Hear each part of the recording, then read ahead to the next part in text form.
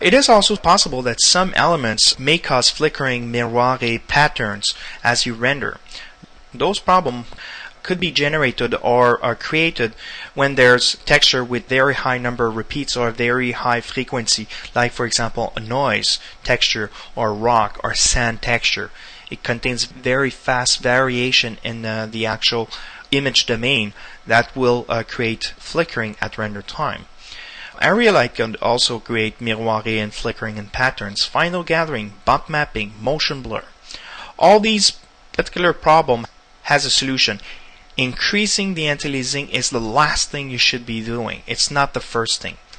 So for example, one of the things I would suggest is decrease the antialiasing threshold by a small increment until you are able to see or achieve the result that you want. You could also enable elliptical filtering. Elliptical filtering allows to pre-filter the actual texture, so you allow to fix locally the problem. Let's say for example you do have a terrain texture that shimmers and a glass object that is also positioned in the scene. Then increasing the antialiasing means that you're going to oversample the texture, but also you'll be oversampling also the glass to be rendered, so the glass will take more time. Maybe the glass doesn't need to have higher number of antialiasing settings or number of samples to be rendered properly. So in this case, enabling elliptical filtering at the texture level, at the image shader lookup, will obviously allow to resolve the problem locally without needing to increase the antialiasing globally. Also, for final gathering, increasing the accuracy will obviously allow you to resolve precision problem and temporal differences. Let's say you do render an image from frame 1 and frame 2 and there's a slight intensity shift.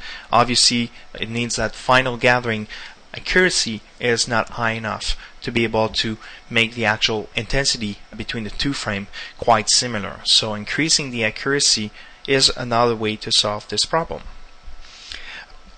When it comes to Arealite, I've seen some cases where people would increase the Arealite number sample by a factor of 5 or 10 or something like that. This is a little bit more what I call brute force.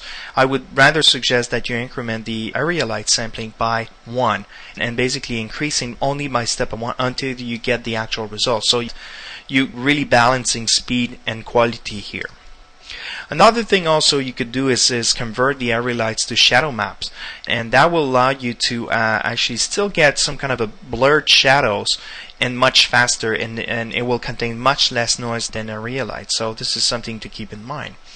And also the other thing when it comes to motion blur is decreasing the motion blur threshold.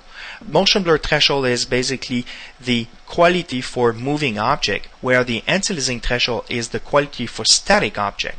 So balancing these two is really important. Something I would strongly suggest is to keep the motion blur threshold lower than the antialiasing threshold. You really want to have the motion blur do better job, because the antialiasing is calling motion blur, and if motion blur is doing a poor job, antialiasing will not be able to recuperate or even compensate for a poor job motion blur has done. So it's really important that motion blur threshold does a really good job, meaning that the motion blur threshold is lower than the antialiasing.